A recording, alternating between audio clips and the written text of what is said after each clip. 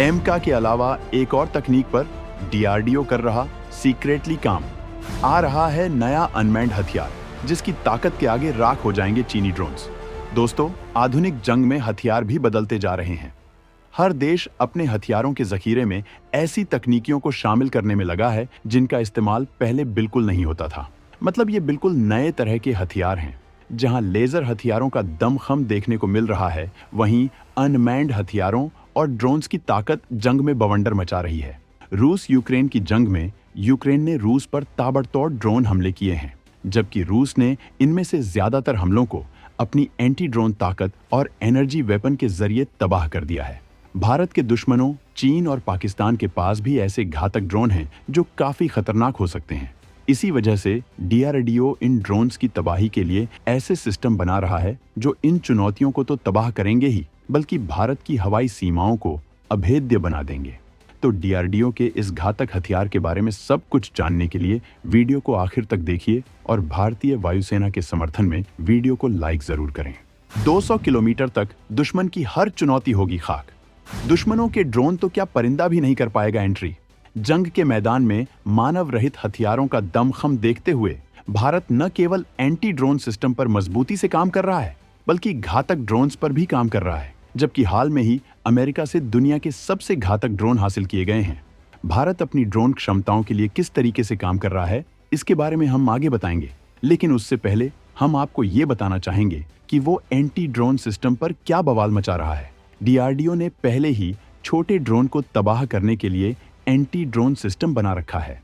भारत का ये anti drone system काफी खतरनाक है, जिसे उसने आर्मेनिया को भी निर्यात किया है। आर्मेनिया ने भारत में ही विकसित जेन एंटी ड्रोन सिस्टम को खरीदने का फैसला तब किया था जब वो अजरबैजान को मिले तुर्की के ड्रोन से परेशान था। भारतीय वायुसेना ने 2021 में इसी जेन एंटी ड्रोन सिस्टम को खरीदा था। भारतीय सेना ने 2.27 अरब रुपए में 20 यूनिट एंटी ड्रोन सिस्टम की डील की है। वहीं आर्मीनिया ने हैदराबाद की कंपनी जेन टेक्नोलॉजी को 340 करोड़ रुपए का ठेका दिया था। इसके तहत इन ड्रोन के इस्तेमाल की ट्रेनिंग भी दी जाएगी। अगर हम इन एंटी ड्रोन सिस्टम की ताकत की बात करें तो ये बेहद घातक है और तमाम तरह के सेंसर्स और घातक हथियार से लैस है। लेकिन डीआरडीओ अब जिस हथियार पर काम कर रहा है वो 200 किलोमीटर तक भारत को ऐसे खतरों से निपटने में मदद करेगा। डीआरडीओ इस ताकत के लिए अलग अलग लेवल पर काम कर रहा है।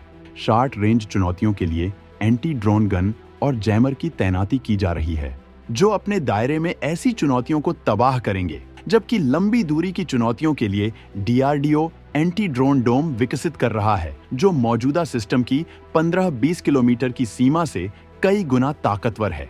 इन डोम का कवरेज 150 से 200 किलोमीटर है।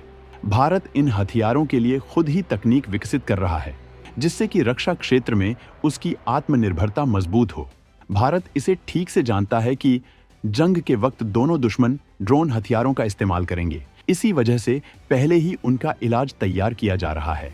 150 से 200 किलोमीटर की क्षमता वाले ये सिस्टम दुश्मनों के लिए मौत बन जाएंगे, क्योंकि भारत की सीमा में घुसने से पहले ही इन्हें तबाह कर दिया जाएगा। पाकिस्तान अपने दोस्त तुर्की से मिले ड्रोन्स पर इतरा रहा है, जबकि चीन ने खुद ही घातक ड्रोन विकसित किए हैं। भारत एंटी ड्रोन सिस्टम के अलावा घातक स्टील्थ ड्रोन भी बना रहा है, जो पूरी तरह से स्वदेशी हैं। स्टील्थ क्षमताओं से लैस अत्याधुनिक ड्रोन विकसित कर रहा भारत। नागास्त्र जैसे हमलावर ड्रोन भारतीय सेना में किए जा रहे तैनात। भारत अपनी एंटी ड्रोन कैपेसिटी को मजबूत करने के लिए जहां अपने एनर्जी वेपन को भी विकसित कर रहा है, वहीं वो स्टील्थ क्षमताओं से लैस ड्रोन बना रहा है, जो दुश्मन की सीमा में घुसकर हमला करने की ताकत रखते हैं। अगर हम डीआरडीओ द्वारा विकसित किए जा रहे एनर्जी वेपन की बात करें तो ये खतरनाक लेजर रेज के जरिए दुश्मन के मानव रहित विमानों के खत्म करने में सक्षम होगा। इसे आर्टिफिशियल इंटेलिजेंस और मशीन लर्निंग जैसी तकनीक से लैस किया जा रहा है, जो तमाम हवाई चुनौतियों से निपटने में भारतीय वायुसेना की मदद करेगा। इसके एडवांस सेंसर्स इसे जबरदस्त बना देते हैं। इसके एआई तकनीक के जरिए ऑपरेटर को खतरे से निपटने में बेहद आसानी हो जाती है, जो सेशंस का इस्तेमाल करके दुश्मन के हथियारों का डाटा कॉपी कर लेता है। भारत के पास कई लेजर वेपन हैं, जिनका इस्तेमाल भारत जंग में सीक्रेट तरीके से करता रहा है, और अब इस तकनीक का ही इस्तेमाल ड्रोन के खतरों से निपटने के लिए किया जा रहा है। जबकि इस मकसद के लिए भारत इजरायल के एसमैश 2000 सिस्टम का भी इस्तेमाल करता है, जिसे एक राइफल पर फिट किया गया है और इसके जरिए ड्रोन को तबाह किया जा सकता है। जबकि भारत बेहद भयंकर कैट्स वॉरियर ड्रोन भी बनाने में लगा है, जिनकी क्षमता 100 से 170 किलोमीटर तक होगी। इसके एडवांस वेरिएंट पर भी काम किया जा रहा है। ये ड्रोन स्टील्थ क्षमताओं से लैस है, जबकि भारतीय सेना में घातक नागास्त्र की तैनाती की जा रही है। भारतीय सेना ने नागास्त्र के लिए 480 यूनिट का ठेका दिया था। इनकी डिलीवरी शुरू हो चुकी है। कंपनी ने सेना को 120 लॉइटर म्यूनिशन डिलीवर कर दिए हैं। अगर इस ड्रोन की ताकत की बात करें तो ये 200 मीटर से ज्यादा की ऊंचाई पर दुश्मन का पता लगाने में सक्षम है। ये ड्रोन दुश्मन के टैंक, बंकर, बख्तरबंद वाहनों, हथियार डिपो या सैन्य टुकड़ियों को राख कर सकता है। ये ड्रोन विस्फोटक ले जाने में सक्षम है।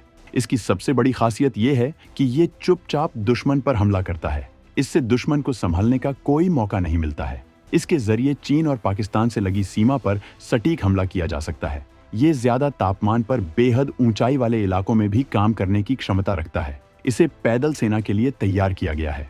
इसकी आवाज बेहद कम है, जिससे ये एक साइलेंट किलर बन जाता है और इसका इस्तेमाल कई तरह के सीक्रेट ऑपरेशन के लिए किया जा सकता है। पारंपरिक मिसाइल और हथियार बहुत ज्यादा महंगे होते हैं। ऐसे में ये हथियार है सीमा में घुसपैठ करने वाले आतंकवादियों के ग्रुप को एक साथ उड़ाने के लिए मजबूत विकल्प है। भारत आएगी इजरायल की एंटी ड्रोन सिस्टम टेक्नोलॉजी। चीन से भी एडवांस तकनीक मिलने वाली है भारत को।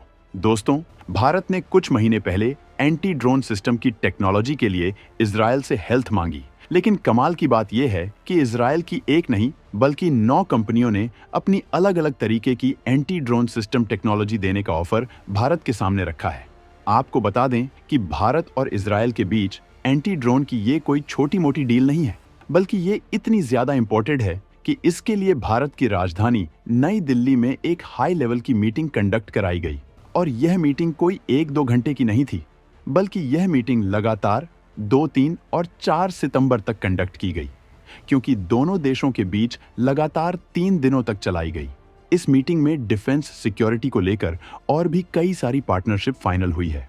और खास बात यह है कि इस मीटिंग के दौरान इजरायल की डिफेंस एक्सपोर्ट के ऑफिशियल और डिफेंस कंपनी ने जो मैन्युफैक्चरिंग का काम देखते हैं, उनके भी ऑफिसर्स इस मीटिंग को अटेंड करने के लिए खुद भारत की नई दिल्ली में आए थे।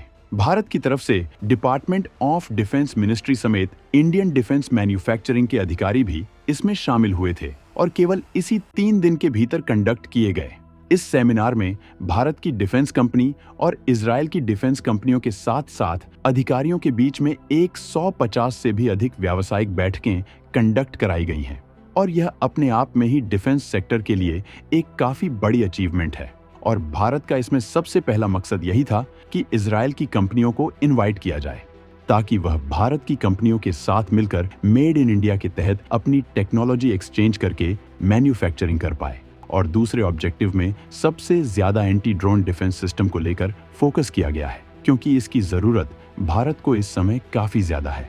आपको बता दें कि भारत के कई स्टार्टअप भी इस मिशन में मजबूती से काम कर रहे हैं और हमलावर ड्रोन और निगरानी ड्रोन बनाने में लगे हुए हैं। पीएम मोदी का मकसद भारत को ड्रोन हब बनाना है, जिससे इस आधुनिक जरूरत के जरिए भारत के लिए रोजगार के अवसर भी खोले जा सके, वहीं भारत की सुरक्षा भी पुख्ता हो सके। तो दोस्तों, डीआरडीओ के मिशन पर क्या कहना चाहेंगे कमेंट में बताना न भूलें।